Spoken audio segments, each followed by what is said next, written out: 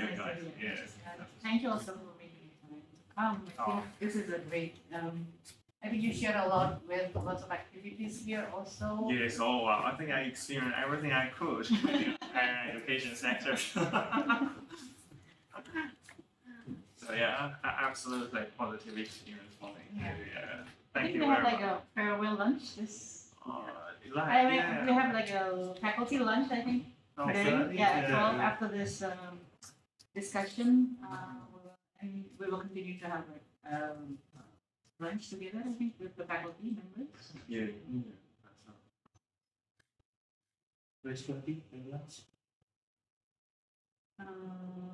Mbak Lintang lunchnya where?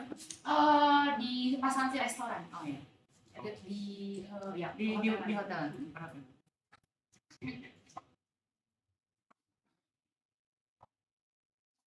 Have you had coffee, Professor? I had tea. Oh, you had tea. And I got my water. All right. You, Mister? I need my medicine too. Yeah. I'm gonna sleep while you talk. Belum. Nungguin dulu kan? Nanti pas slide yang udah selesai, si screen-nya bisa ke orang-orang Bisa, ada. Bisa. Jangan dulu kalau mau dimulai. Oh, udah boleh mulai. Okay, shall we start? Yes, please. Okay. So, kita mulai ya, yes. Okay, good morning, everybody. Welcome to this talk. Is it a discussion? A public, not a public lecture, but a discussion titled "Sensory Experience, Embodied Knowledge." This discussion specifically will explore the issue related to practice-led research, its crucial context within the academic environment, and we will try to highlight current insights and ongoing projects exploring sensory experience within academic and creative research practices.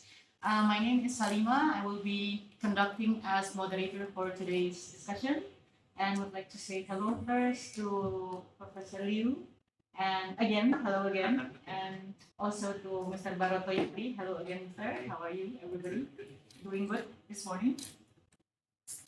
Okay, before we start, we will have a session of presentation from Bharoto, and I will firstly introduce the two speakers for today's discussion. Our guest today. Allow me to introduce Dr. Peng Liu. He is an assistant professor at the Faculty of Humanities and Arts at Macau University of Science and Technology. Your work sits at the intersections of sensory experience, embodied knowledge, and practice-led research. And you are also Dr. Liu is also trained in visual art with a Ph.D. from Peng University, and you have a very wide and specific research. Spans from modern contemporary art, visual and cultural studies, fashion studies, museum studies, and the relationship between embodiment and architectural space. Alongside many of his academic contributions, Dr. Liu has also actively participated as an artist with numerous exhibitions across Australia, China, Japan, and Macau, and also has received multiple awards for his painting and mixed media works, and have an interdisciplinary approach that bridges theory, creative practice, cultural analysis, which offer fresh insights into contemporary visual culture. Welcome, Professor Liu. Thank you for joining us in this discussion. Okay, and the second guest lecturer today, our guest for this discussion is Bharoto Yekti. He's an Indonesian artist, researcher and lecturer at Universitas Multimedia Nusantara. He holds a Ph.D. in film and television studies from the University of Glasgow, and MA in 3D computer animation from Bournemouth University, and a bachelor degree in industrial product design from Institut Teknologi Bandung. His research explores experimental and expanded animation with a strong focus on haptic visuality, tactile experience, and the integration of physical materials, motion, and sound. His PhD project, Haptic Animation Incorporating Touch in Expanded Animation, investigates how animation can move beyond the visual and be experienced through embodied interaction. Okay, so that's like my short introduction for both of the speakers today. And we will begin, I think, with the presentation from Bharoto and then continue with discussion or commentary or inputs from Professor Liu, and then we will start afterwards with discussion with the three of us or with the audience. So if you're ready, Thank you. Bharoto, Thank you, Salima. please start the presentation. All right, I'm going to start my presentation. So this is the title of the presentation, From Site-Oriented to Multisensory Embodied Experience in Expanded Animation. Basically, what I want to share is my journey during my PhD.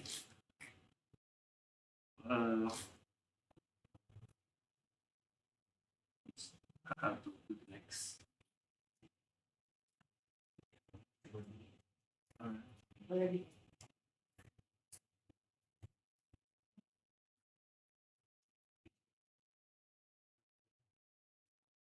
Can you help me with pressing the next slide?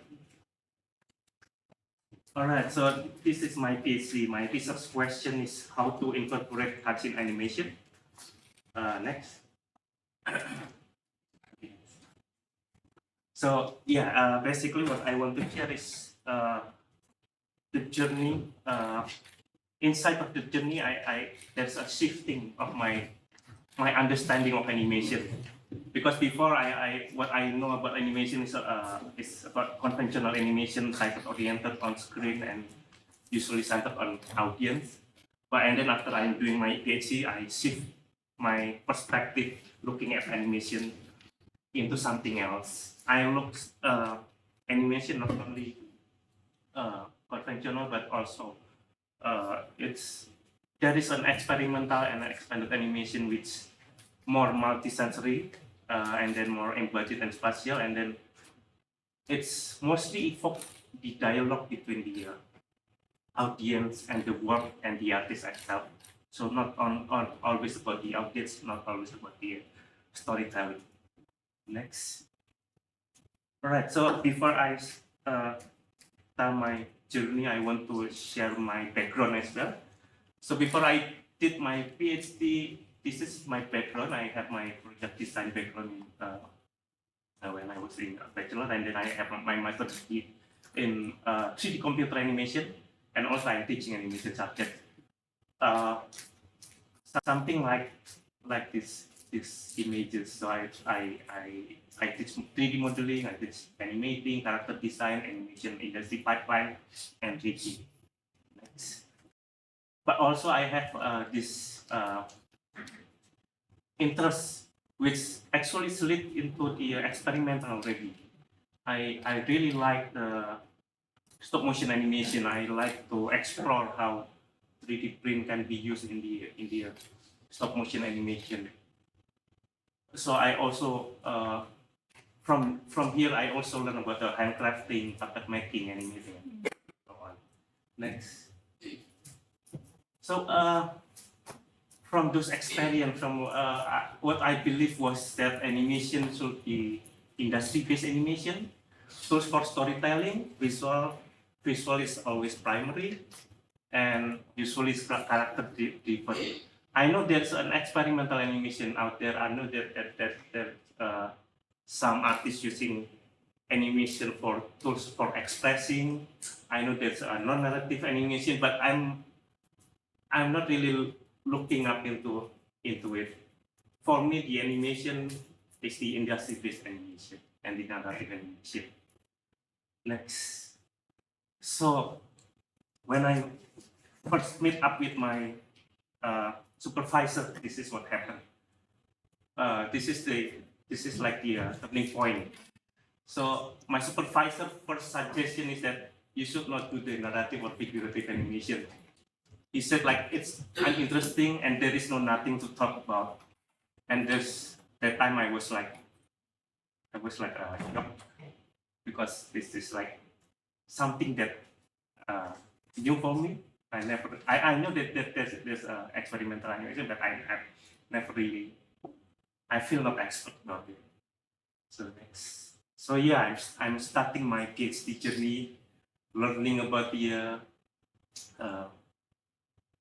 abstract animation, and the first two artists, two animators that really inspired me is Norman McLaren and also the Walter Luttmann. From there, it's remind me that animation is not always about story. Sometimes it's about rhythm, music, dance, everything. Sometimes it's about the nothingness, and sometimes it's just about the exploration of the technique. So it's not telling anything. But yeah, and after I read journal about Norman McLaren's work, there's a one famous animation made by him called Beacon Cat. There's three academic paper talking about it, and each of it is talking about different things that Norman McLaren tried to bring.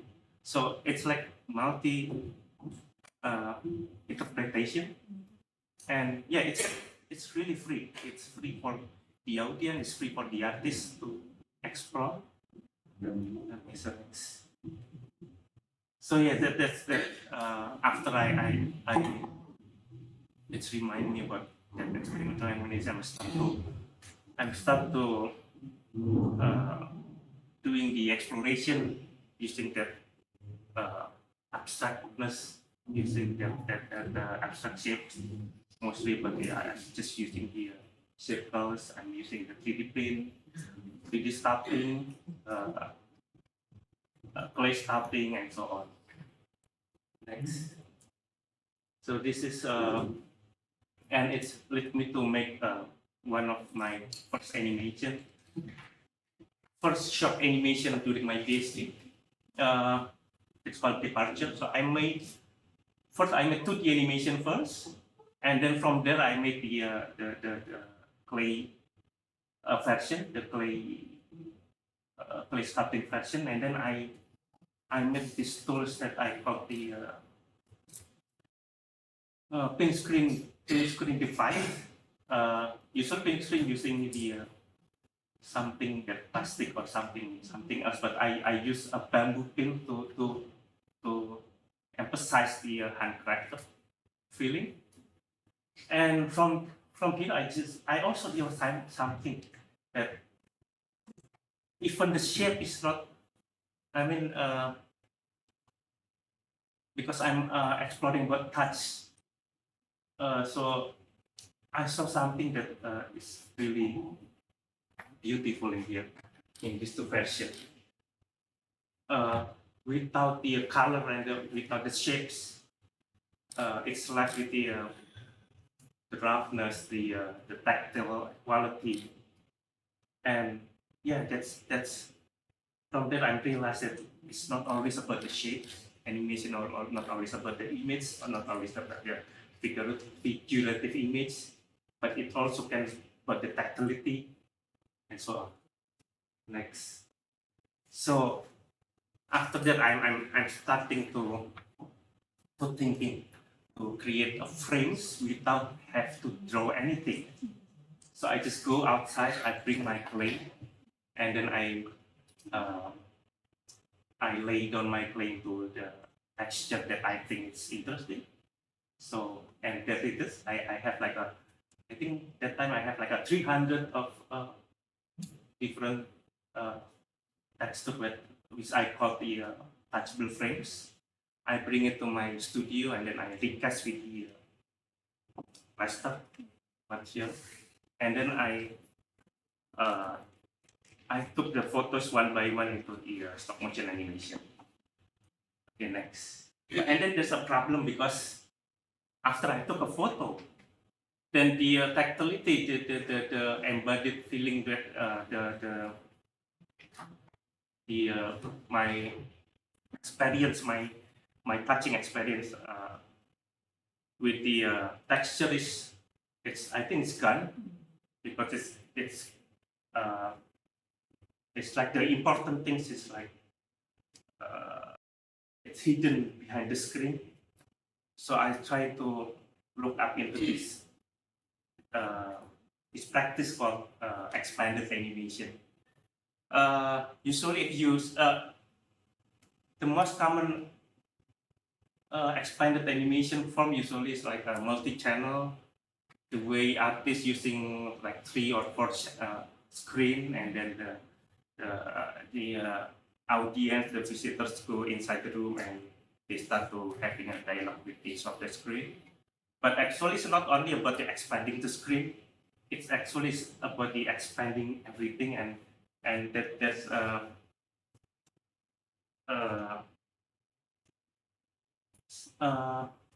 who is I forget. That's one of the academics saying that expanded animation or expanded cinema is actually is like you break down all the elements of cinema, and then you put the reality of it inside of it, and then you put it together. So that's what I'm trying to explore next. So, and then also I really like this one. This is like the mural flipbooks is also I think is recognized as well as an expanded animation artist as well. So in this mural flipbook, like maybe if you heard about flipbooks, we just flip the book and then you can see the animation illusion of movement. And but in here, where's that? The Robert Greer installing all the abstract painting that he made, and then he put in the wall on the wall. So to be able to experience that animation, the visitor have to move, have to walk and move and touching. The touching is very embodied. It's have the very close relationship between the artist, the artwork, and the audience itself. So next.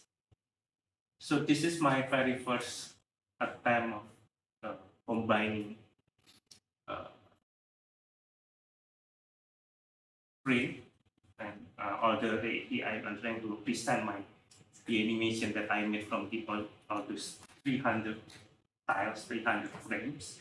And then I also present all the objects in front of the screen all the way to the projector. So it's have like a yes, cycle relationship between the screen, the object, and the projector, and also people have to walk around to really see the hard work that I made. Okay. All right, next. And then I also in my chapter 2, I'm trying something that really contrasts with the those tiles thing. I'm trying to go into the kinetics. So this is my very first device. Well, I call it a haptic device. So the idea is it's experienced by touching all the pin while it's moving up. It's moved by a motors, 16 motors. Okay, next. So this is the final the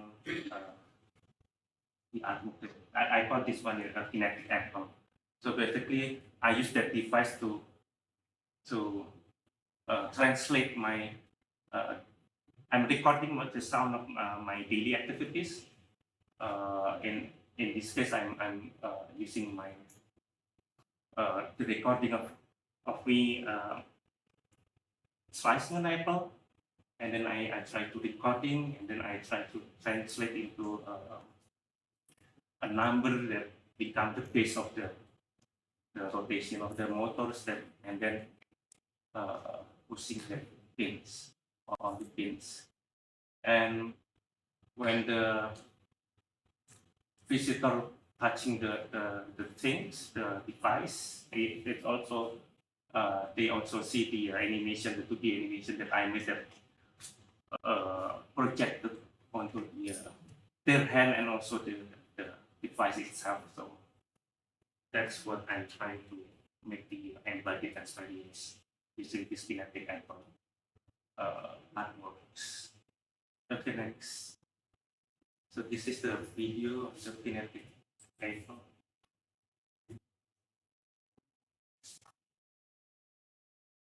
This was exhibited in the Texas Museum, Museum of Texas University.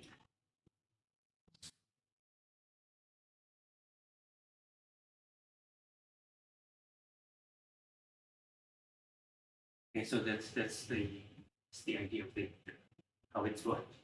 Next, and also at the end of the my journey, I have to, because I'm doing the practice-based, practice-led research, practice research. So I'm not also doing the final FIFA,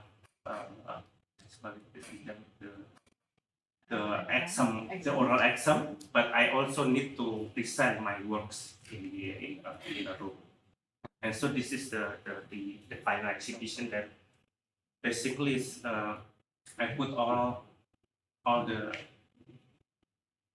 all my ideas into one room, into an installation, and inside of the room it's kind of like having a dialogue into each other, and also when people go inside it, they also become the part of the artwork itself.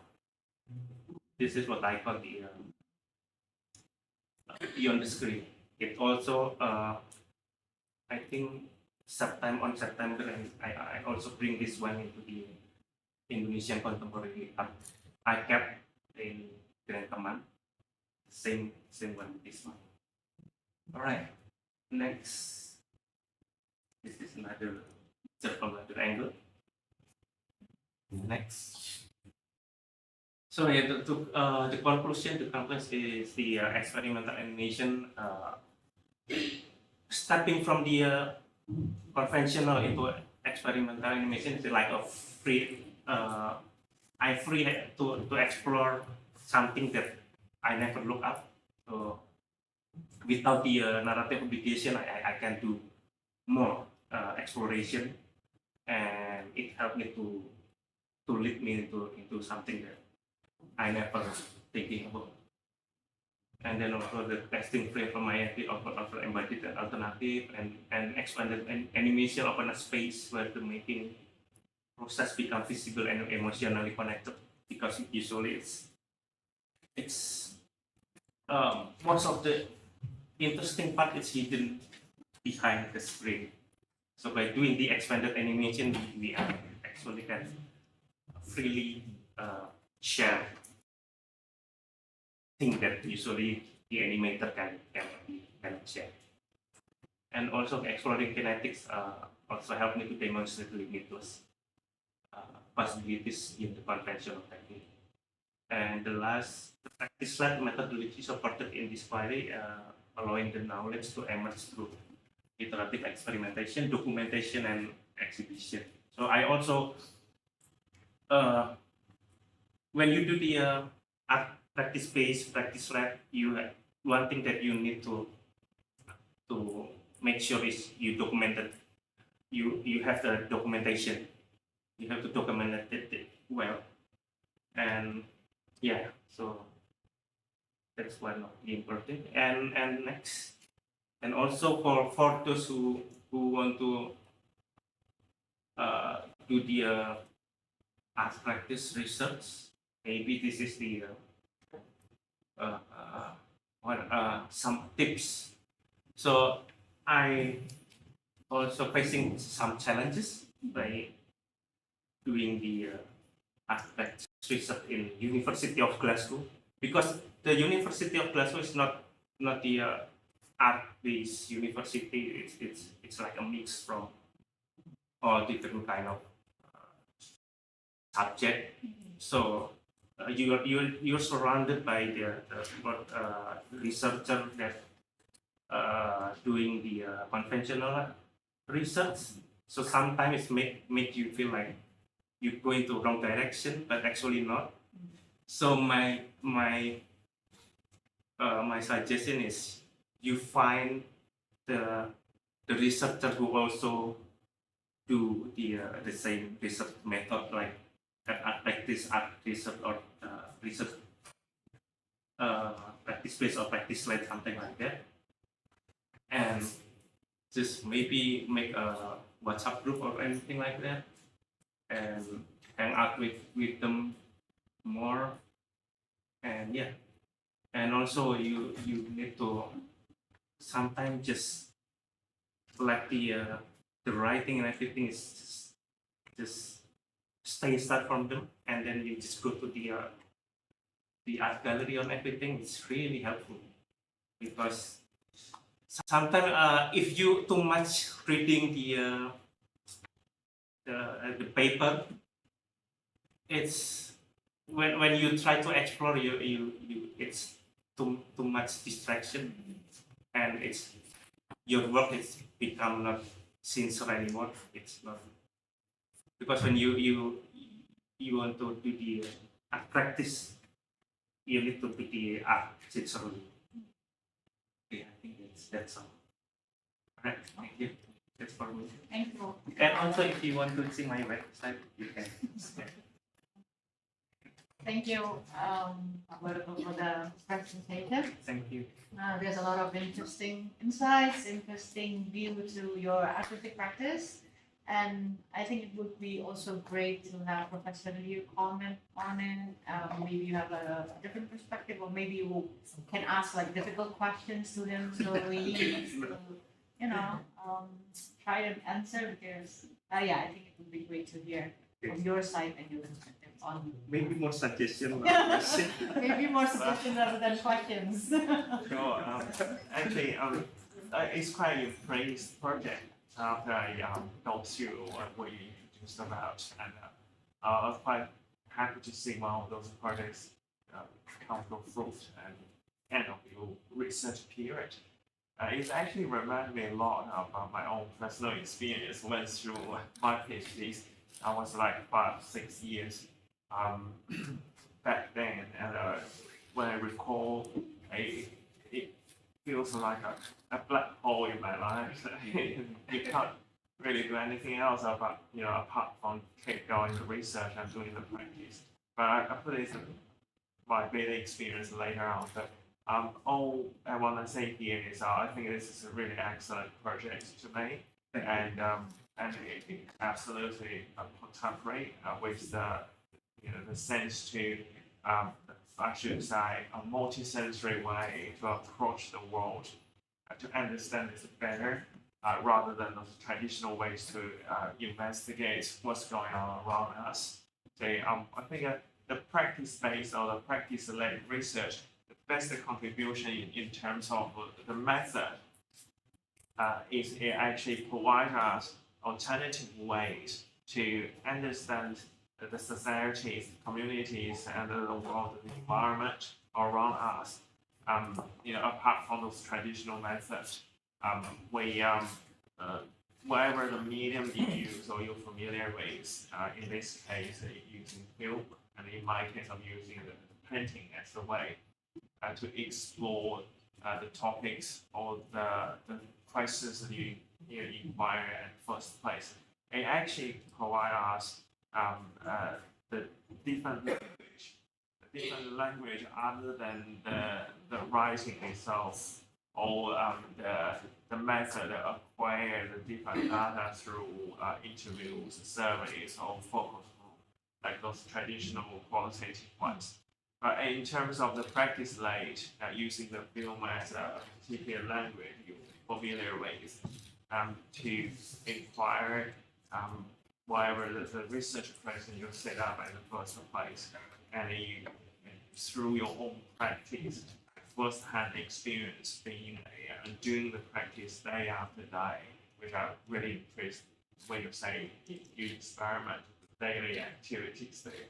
I think this is a crucial part for experimenting the possibilities there and experiment the materials or the mediums you've got and try to figure out what and how things come out and why it's in this certain shape and if there's any alternatives or possibilities to turn it into something else.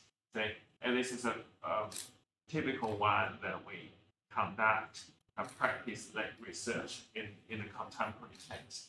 And of course, I see there's many influenced by the contemporary philosophers. And I know many of them actually talk about film, cinemas, and try to once again understand that not only through like visual representation or visual meanings or the cognition, but rather through these multi-sensory ways, through the body experience to get better understanding of what's been going on for the last 14, 15 years. So it's really appreciative to me. And once again, that reminds me my own PhD research about 10 years ago. So this has been a little while. And I did this in Australia, and I was given like the first 18 months for reading and taking notes only. So I'm not supposed to write anything like a conference paper or whatever. So so I really appreciate a project and feel privileged to be part of this conversation to see someone dedicate their number of years of time and effort to make a project, and at the end, I think it's really rich in that sense. So apart from the first 18 months, I was given to read, just to read as wide as much as I can, and the following 18 months, I'll have to make like a small, short essays or conference papers, just try to focus on the key things, because when you propose that in the first place, I won't always go along with it. So you always change it, modify the focus and all the directions on the way, through the first and second year.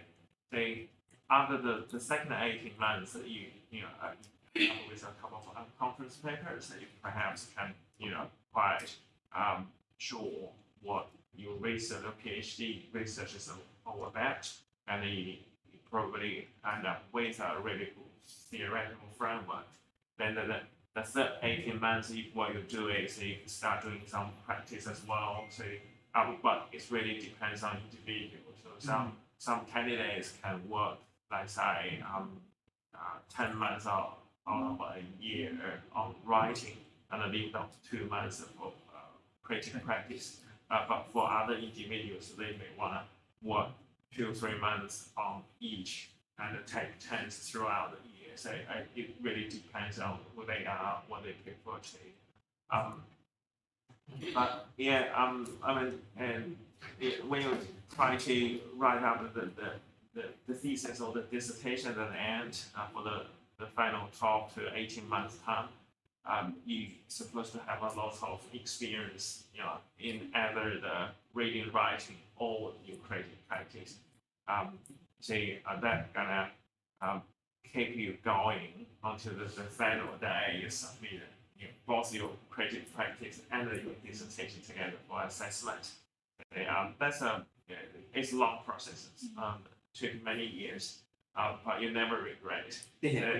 By the time you get your degree, you look at your project, your artwork and dissertations. It's well organized, well thought, and it has that insight in depth, and you will thank yourself for those many years dedication in this particular project. So I would like to congratulate you. Thank you. Very well done. Yes. Thank you. Okay, thank you, Professor. Any questions for Bharoto, maybe? Yeah. Well, I think another thing I want to ask is as I mentioned, because the presentation is mainly about your own creative practice. I can say there's a excellent artwork produced but is there any particular theorist or philosopher that influence you a lot in terms of how you want to manifest your thought in that particular language? There's a so the key theorist that I use is the Laura Marx. He talks about the how film it's called haptic visuality. So there's a experimental animation where it using like it's showing a very close up a texture or anything like it, and she argued that the audience can feel can not only see the texture but can they hand is also actively experience those texture on the screen. Interact with. Yeah, it's called haptic visuality. So what I did is actually I'm expanding the thing because what Laura Marx discusses mostly about the how the camera technique and or maybe animation technique can bring those haptic visuality quality. But my project is like extending more because people can really touch the audience. Yes, okay, great. Yeah. There's another question I want to ask actually. Yeah. We've been talking about these ideas at kind of international level with all the theories or philosophers, in particular from the Western literatures. But what I really want to ask, which is the question that I was always asked by others, doing the research as a Chinese, or are you doing this research as Indonesian, born and grown up in this particular cultural context and background, and all those experiences accumulated in here? What this cultural context or this background benefit you in doing this research? How can you bring yourself, this cultural identity into this project? The cultural identity. It's actually the question asking if somebody else doing that or you doing it, what's the difference between you doing this other than the others doing this? Cultural. I think.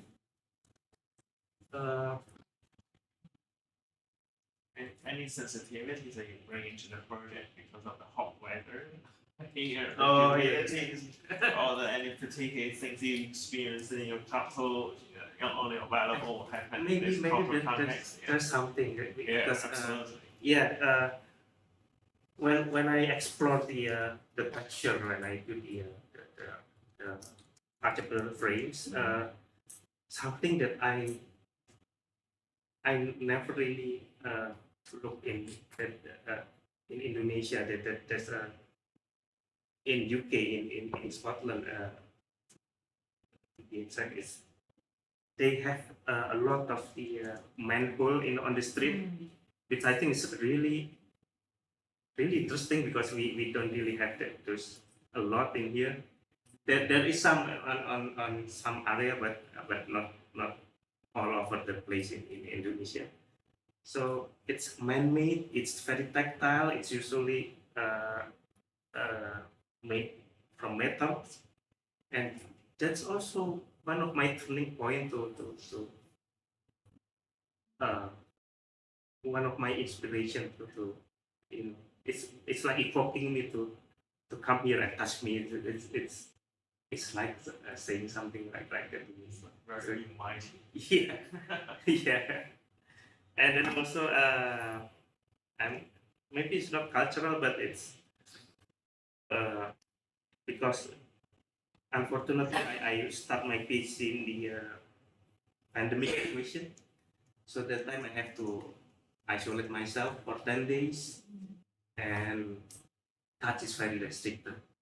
And so, yeah, after the after you restrict the restriction to not to go anywhere, to touch anything, and then you can finally go out, and yeah, you can touch unless it's not human, you can touch anything. So really, it's really helped me to to boost up exploration. Yeah. Okay, any other questions? Should we like open questions to the audience or just like continuing discussion? Okay. Ah, yes, please. Okay, thank you.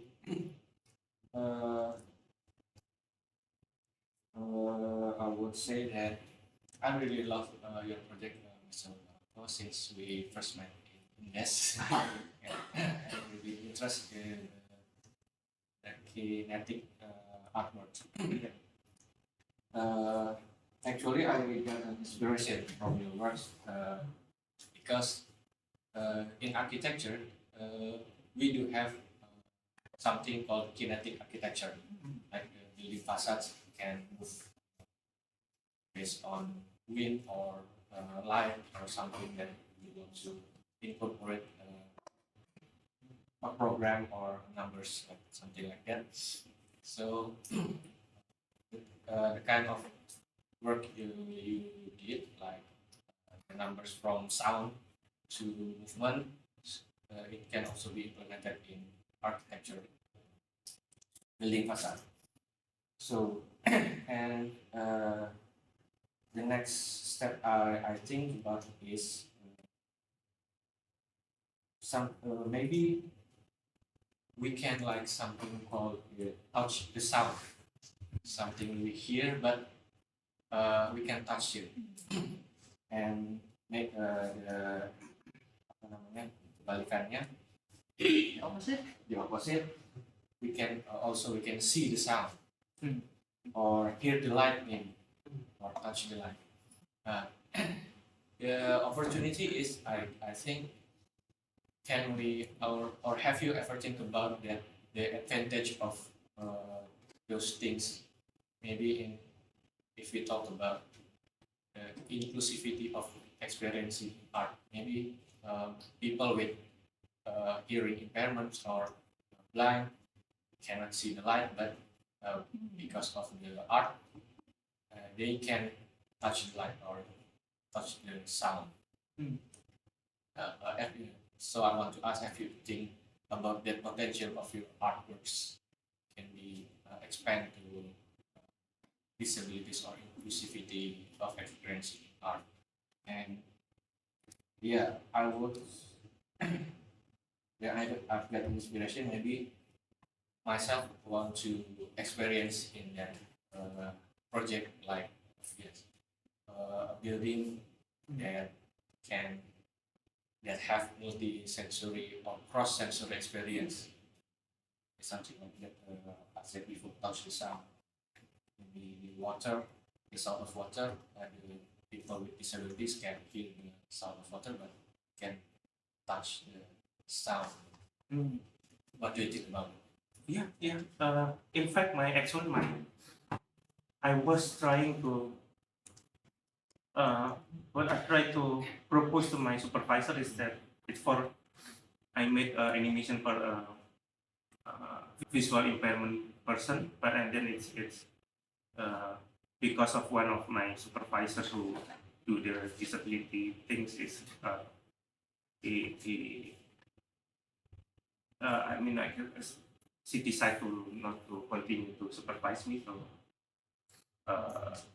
we changed my part into something else, into something that purely experimental. But yes, it's actually, and also my first supervisor, she's also have very engaged in like blind community.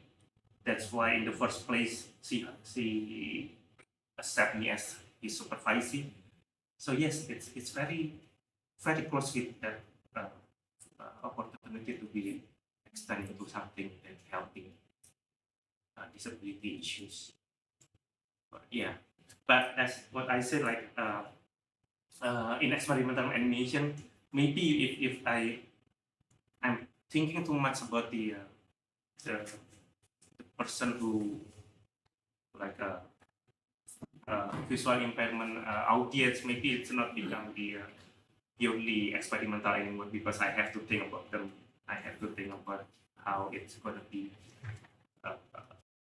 experienced by them. So yeah, but I think without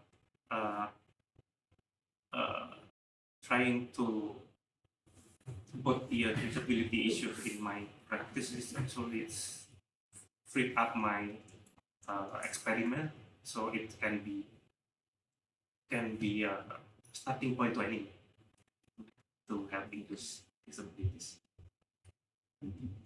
Thank you for the question. Yes, Prof. Okay, good morning, Prof. You and Bharoto.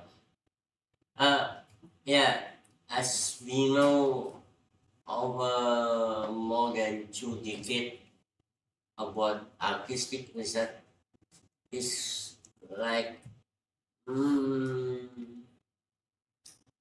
it's not really approved by scientists. And based on my experience where I did my doctoral with artistic research, is also not really doing well when I discriminate to another scientist offset of design and art and design. And I'm enjoy with the board of thought about how practice like research will be going up as a scientist research. But in this is my opinion, yeah. My question is what your perspective about artistic research based on your research and your environment, like for example, how another scientist look at the artistic research as a scientific research. Thank you. Yeah, Professor Liu, I think we talked about this also yesterday of the challenges in regarding to how artistic research is portrayed within the academic context. I think this is the core of the discussion I today. think if I may add another question, to me, artistic practice is more about inquiry, about asking questions. While the conventional research is more about finding answers. So how does that fit? Yeah, maybe you can share a little perspective. Both of you can share perspective on this. Okay, right. For me, my experience being working in like a higher education institute for nearly 10 years. So my little experience here, just to share with you guys, being scientific is actually not everything. So when we talk about scientific, we talk about like this peer review system or the plan experiment with 2-3 different groups, or it's got kind of formulas in social science, for example, that can calculate and end up with certain numbers which represent a certain meanings here. Yes, that's what they consider scientific. Yeah. And on the other hand, we'll write up a paper about your understandings for a movie or for a game, and published in a journal indexing Arts and Humanities Citation Index, in one of those important index at Web of Science. This paper or this research is not considered scientific. It's more about your personal insight you offer to the people who are in the same field. That's how define scientific. So for humanities, and in particular us in the art sector, is working with different mediums to be creative we not saying this is a kind of scientific, but rather it still have its value and meaning in it, because at the end of the day, you're doing things that classified scientific or not. It's also a new way that try to understand the world better. So if someone can draw heavily from their own personal experience, or if they can be quite creative and provide a different perspective and insight for people to understand this particular phenomenon better, then it still has its value and meaning. See, whether or not it's deemed scientific, I don't think it's very important, as long as your project brings value to people and people learn things and see things differently through your lens, and that's considered our original contribution. So, well, we are in the field of arts and humanities, so that's the challenges we do have, but I think we still offer huge valuable things to humanity. That is in my experience. Thank you, Prof. Okay, for me, maybe it's more like complementary. It's like, for example, the project that I did using kinetics, when I show into audience, into a more broad audience, I saw that even the scientists also interested to my project. And yes, I think that my because I'm from art, I will bring my project into the art examination, dissemination, something like that, like art conference. But if someone want to bring it up into the scientific context, I think it's really open. So yeah, I think it's complementary, and I think still the art practice is still needed to make it better. Yeah. Okay. But I think it's interesting also your question about the local context. I mean, in regards to artistic, as well as looking at Indonesia and the not political, but the local context of being in Indonesia and being inside the education system in Indonesia. I don't know the case in Macau, maybe you can also share in regards to that. We still conform to the criteria and the standards and what is expected within the education system, or from the government, for example. They still acknowledge the scientific aspect of a research from a certain criteria or standpoint, which again I think puts the artistic research in the subordinate positions one way or another. So yeah, that's in one space. We are in the education system. We need to comply with whatever demands of being an educator, being a researcher in the conventional way. But in the same lane or going parallel, we have this artistic research that opens possibility of giving contributions to the art and humanities, but not as scientific, so therefore maybe not that acknowledged in that sense. So how do you propose we balance the two? I mean, it's being a lecturer that also create. I think this becomes quite a challenge. I think also. So do you have any perspective on it in regards to we still need to comply with the education system here in Indonesia, of course. Any interesting perspective from Marco, perhaps? Well, yes, I would say the story is pretty much the same across the globe. And I always say the culture is very important, because in particular art and humanities, everything is culture dependent. Yeah. So you can't really talk about artwork or like research in art and humanities without the cultural contextualization. Because we all we actually produce the culture we are in, at the same time consume the culture we are in. So those two things happen simultaneously. So everything that's able to say and act is enabled by the certain culture I inherited. And at the same time, I give feedback to the culture and the impact on the people around me and interact with them. So that's how we understand what culture is and how culture that actually work on everybody.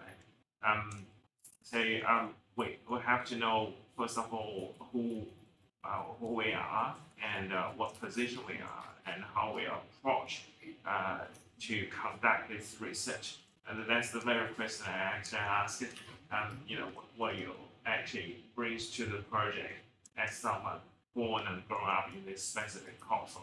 And if this research question is investigated by somebody else who born and grown up in other continents, that perhaps gonna bring in different perspectives. And those guys come from different cultural background, will be sensitive to the different things. And of course, the research gonna be end up in a completely different format, or the outcome can be completely different.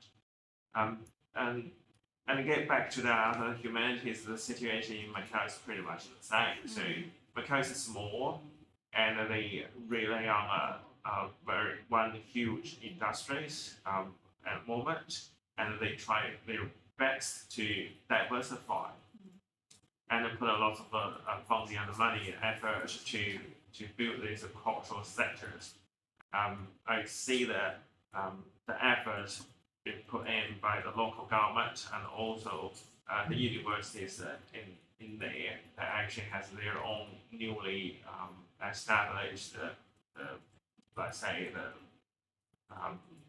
subsection that supported this idea, just to develop the cultural, the heritage things, to diversify the economy, so the economy overall can be more resistant to whatever is happening, particularly after COVID.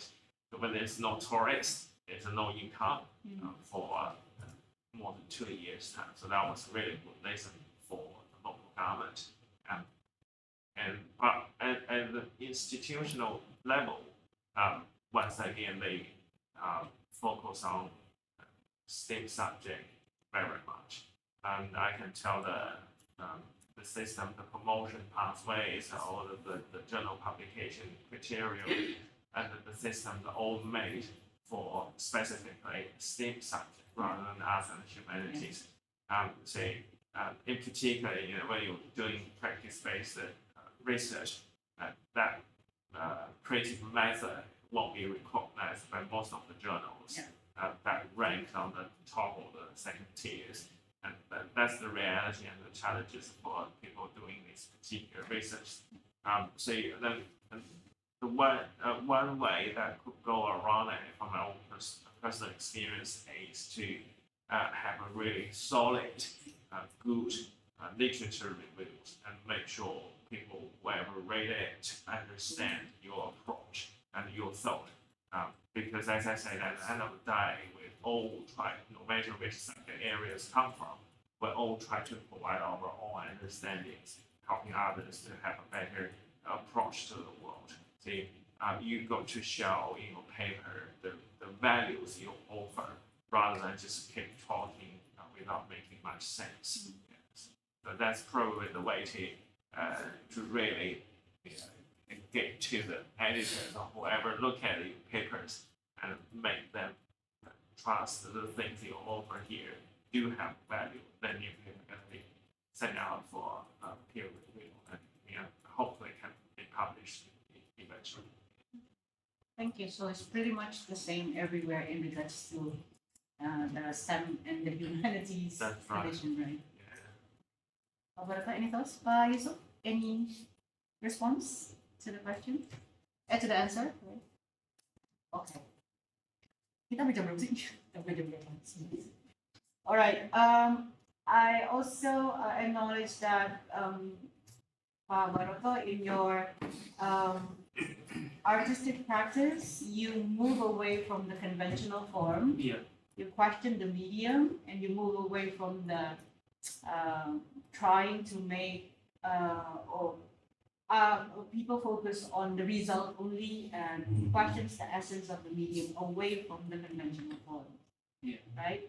And Professor Liu, I didn't get the chance to attend to your public lecture, but I read your presentation, and you also talk about an approach on seeing architecture beyond the representational architecture. So both of you push beyond the conventional form of each medium that you are working with. So my question would be, there's a concept of expansion here. So maybe you can share also with us what it means for you. I mean, what does expansion means to you in regards to looking beyond the conventional form in both of your artistic practices? Because there's a, like a move away from the actual form itself. So an expansions happens there. So maybe you can share a little bit in regards to what do you think or what does expansion mean to you? Maybe I do this if I forget. So the expansion is it's really important to because without type into the representation function of the representation, we can the possibility become wider. And so the wide possibility of the explorations become the key of the exploration itself. So it's really become the key of the artistic practice, I think. I'm talking about the artistic, the contemporary artistic, because maybe in conventional film, you need to, in animation, there's in animation industry, we categorize the process of the animation like pre-production, production, and post-production. And in experimental animation, there's no need to do that. And so you can just pick up your starting point. And it's not, that's not the beginning or end, it's always iterative. And that's one of the key of the artistic research practice. For me, I think that question is, and once again, I think I have to draw things, all the thoughts from the contemporary philosophers. I think that's what support all the theoreticians in us in their own research. And it's quite fundamental to get all those the contemporary philosophers somehow a bit attention now, because really, for those big ones, I'm not going to name all of them here, but everybody knows that. So like Macau or these days, the world is not made before we came. So it's rather than forming itself in terms of the interaction and thought we gave. So in that sense, what happens to the conventional format or the traditional ways we discover the world is they always presume there is absolute answer that hidden somewhere behind the surface of the phenomenon that requires scholars or artists to explore that phenomenon and find this answer behind it. So there's a presumption of the absolute answer behind it. But actually, what we realize in contemporary time is that there's no absolute answer behind it. No absolute. Or there's a fact, but there's no absolute truth behind it. But rather, we are actually in the way or in the process of becoming or making the world. So these actually change the whole approach or the concept of the humanities. We don't have this meaning prescribed before us, but rather we make the meaning and we find the meaning for ourselves. And so for the practice-led research or for the creative method, that's actually the better approach in my opinion. other than these traditional ways that she gave the meaning to the everyday life. So there's another term actually mentioned in your project, the everyday life. The other term called mundane, which is getting popular in the research in terms of the arts and humanities. So it's these details and the attention paid on the everyday details that actually gave the meaning of your work and your research and your everyday life. So, yeah, I think that's actually for me it's very important. Okay, so that's quite interesting because we talk about also about like everyday mundanity objects or activities as the core or the essence of Bharoto's artwork. So yeah, I think it relates a lot with what he's doing and what you're saying in regards to how yeah, and I really like the the statement that you mentioned that the world is not formed before we arrived, and it's formed through the act of interaction, making meanings of everything that we see. So that's really quite interesting, I think, and everything changes along with time. So I think expansions also happens within those contexts of everyday lives. Okay, that's quite interesting. Okay, so Miss sorry about. yeah, I just want to give some Oh, sure. opinion based on Dr. Bharoto explanation. Yeah, actually, I do agree with Dr. Bharoto about how in academic and experimental artistic research will be different with the industrial procedural pipeline. I just like to share my experience with when I'm not disagree with Leblanc with his concept MDA, mechanic dynamic aesthetic. Actually, I did modification on his concept based on it is to of development of technology. When I did my artistic research on 2020, I finished my games. It that means it's like 15 years forward from the concept. And when I apply the spiritual meaning as a content for my game, it's not. It was doesn't. It's what not works when I use procedural framework for like beginning until the end by play, pause, and so on. And then I start with the aesthetic and the dynamic before, and then I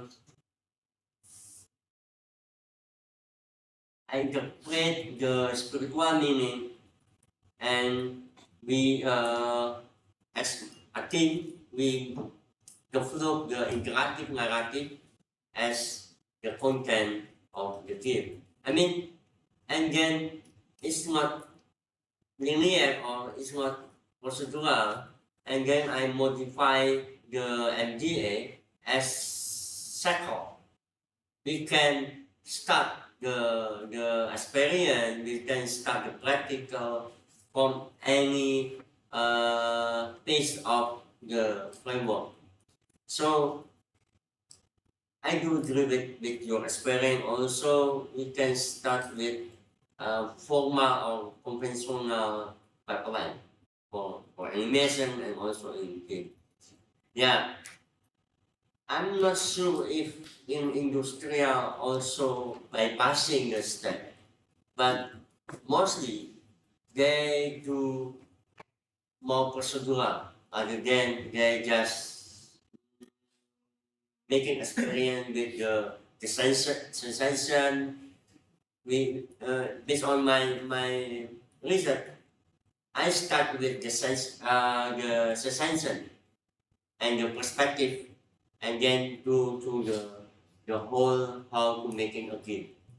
Yeah, I just want to share my experience. Okay, Thank you. comments? I think I agree. Okay. Thank Okay. Thank you, Pak Yusuf. To continue the discussion, in the context of the artistic research practices that you both conducted, I know that knowledge comes from the process of walk. You specifically, we talk about the terminology of word walking Yeah. in animation, right? Where you go outside and you observe everything around you, and then you take like notes, you take like observations of your daily surroundings and objects. So knowledge comes from process of walking, or from crafting frames, from Professor Hume, perhaps specifically observing weather, was it? You did a research where weather becomes an object of your research in the relationship with the architectural, the physical architecture, and knowledge also comes from sculpting abstractions. My question is, and you mentioned also, Bharoto, that we need to document, or you need at least to document everything that you see within the time frame of observing and have a documentation of it. So my question is, how do you have any tips? Do you have any insight on how to document this processes, which is very subjective, of course, because it's a very personal experience. And again, how do you recommend this documentation be done, or is it back to the individual themselves, and how to make it maybe academic in a sense? Because in the context of writing the research as an academic research, and we have to find a way of making this academic. So how do you propose documenting these processes of walking, or seeing, of observing into something more academic? For me, I think the most important part of documenting is the using of body as the most important part. So for me, and my research as well, you have to be in that space, in that architectural space, or in that heritage site, or in that museum space to experience the exhibitions, all the every details, of including the weather conditions in that heritage site. So I would say, the experience of yourself that comes first, rather than documenting that. But of course, I think I use quite ordinary devices to document, like the photographs, film, and sometimes do a quick drawing for the space and such. So that's also a part of the creative practice. You try to understand the object of the phenomenon you study about. So here, rather than focus on how to document it, and later on we'll get back to your own studio, look at those documentations, or and really work on that. I would say, being in that space is fundamental for yourself to understand that experience, and if necessary and possible, go back to that space during the different, for example, different seasons, different weather conditions, and once again, to get this first-hand experience. That actually the most important part, because and again, you can take numerous photos and bring back to the studio and keep working on that. But these images, pictures you took, or the videos you took, is actually works as a reminder of your first-hand experience. So without being there yourself, without being there yourself for a sufficient time, just looking at those pictures or videos at your studio won't actually give you too much about it. So that's my experience and understanding. And because once again, and at the end of the day, you are the one have to provide the insight. And the pictures and photos from the site can definitely help. But the most important component is to being there yourself and using your body, the multi-sensory ability of your body as kind of a measurement or the senses that acquire those values, data, and bring them back and conceptualize it. Well, you spend time in the studio or your office. I think that was the important way for me. Thank you. Thank you for that, Professor. Bharoto? Okay, for me, yeah, maybe it's the documentation in my project very natural because the medium that I use is also documenting texture. So it's if I just need the photograph or everything, I just need to take a photo of everything that I had. And then also in my PhD project, I have to make a self-reflection report to my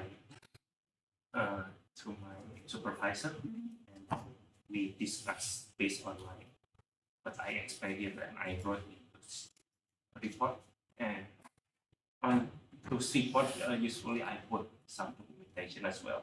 So yes, and luckily we live in the era where always bring our camera in our smartphones. So I think but the challenge is because sometimes we take it for granted. We sometimes just like do it later and everything, and it's become like a mess up. Yeah, you have to put the effort and time to make all together. So before you put it on your thesis or your website or everything.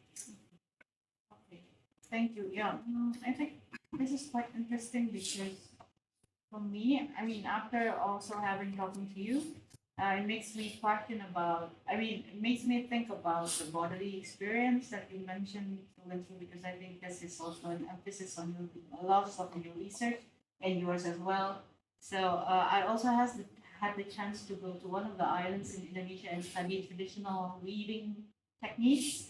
And as you mentioned, that being in the site and remembering how your body processes the method of doing, the ways of doing, and the technique of doing is the best way of documenting things, because everything can come along afterwards. But when I was trying to make like the traditional ikat, the traditional textile, woven textile in Flores, my body was reacting in a way I have never experienced before, and that sticks within it sticks within my memory, and it's easy for me to recall because I have to sit in a specific position with a specific angle for the loom to work. I have to hold the loom with my feet. I have to hold the loom in my stomach, and I have to move in a sort of a coordinated movement in order for everything to move.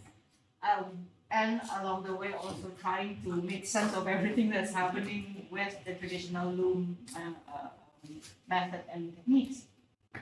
And so it makes me think that, so bodily experience is something I don't talk about a lot yet, and also mention that doing hand stitch, doing everything crafty with your body becomes, it's something that we can look at as a method to be questioned about, which I'm stealing a lot of knowledge now from you both. It makes me question or make me think about this bodily experience as an entry point for the researchers, not focusing only on the objects, but on how the body experience the process of making the objects, which to me I think is quite fascinating and something to look at. So thank you for that insight. It's actually situated rather than just pretend of ourselves to look at the object from purely Yeah. objective Yeah. perspective. Yes. I think that's why our supervisor, I mean my supervisor, setting the uh, monthly supervisor meeting, because yeah, when you have like that bodily experience, you have to write straight away, Yeah, because yeah. that's very sincere. Yeah. And yeah, not only the visual documentation, but also when you experience something like that, you have to write away. Write it down. Yes, write it down. Yeah, that's quite interesting. So, I think it is the research all about like our society. We conduct our research in a real situations, Yeah, with yeah. real interactions with people, rather than doing any experiment in a laboratory. Yeah. Yeah. So we're all situated.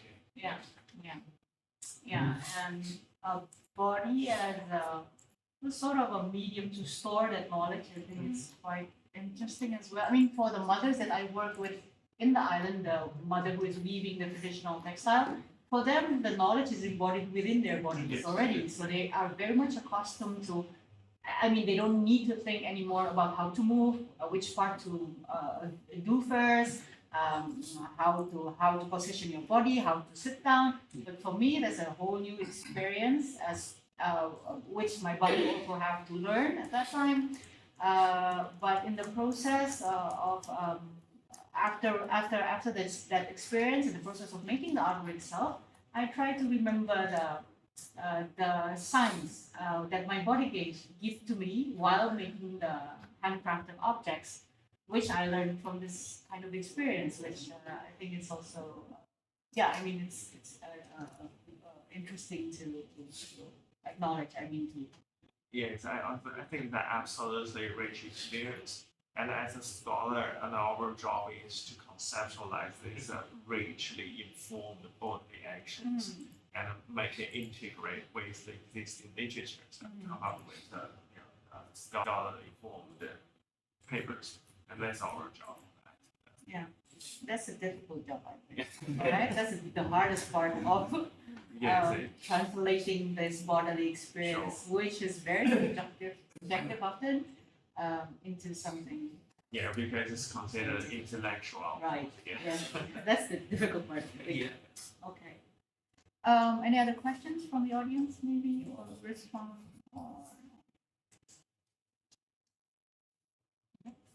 Okay. If there's no other questions or response from the audience, then I would like to say thank you first and foremost to both of you for sharing today. There's some key point outtakes of our discussion today. I highlight the concept of religion. So yeah, for at least for me, from this discussion, because I'm stealing a lot. Again, I'm stealing a lot of knowledge from you guys to write down about my own research. But I think questioning the essence of the basic core of a medium you're working with is important, and not taking the medium as is, but trying to look beyond whatever is in the conventional form of the medium becomes important in artistic practices. And the local context is always important. Where you're from, what shapes you as an individual also shapes the way we see things and the way we create to a certain phenomenon, certain topics, certain issues, which also influence the output of the artistic practice itself. And also, I think the bodily experience as a way of recording things as the best way of documenting, and you can easily, or we can easily record whatever it is stored in our body from having had the experience of being in a place or interacting with objects or anything outside ourselves. But yeah, so knowledge comes from the sensory experience that is stored within the body. I think it's also an important part of an artistic artistic practice that I can take out from our discussion today. And also, again, I would like to end this discussion. Thank you everybody for helping. Thank you for arranging this RD. Thank you everybody with the technical aspect of making this available later on online. Thank you for everybody participating. Hopefully this is apa ya? Not the end. Hopefully this is not the end. Hopefully this is the end because we need to go for lunch. Oh, yeah, But yeah, I would like to end this session with again repeating what you shared with us today. That this really strike a chord with me, where the statement of the world is not formed before us, but it is made through the interactions, through the meaning making, and through our experiences with everything outside of ourselves. So maybe this is the job for artistic persons, individuals as yourself, As yourself. maybe as myself, to create this meaning so we can make a better sense of our world. For us. Yes, absolutely. Yes. Okay. So thank you again, Professor. Thank you. Bharoto. Thank you, everyone. And thank you everyone for being here. Please enjoy the only 3 snacks that we have for us here. So it's each. Thank you. Yes. Okay. With everybody atau enggak? Oh, okay.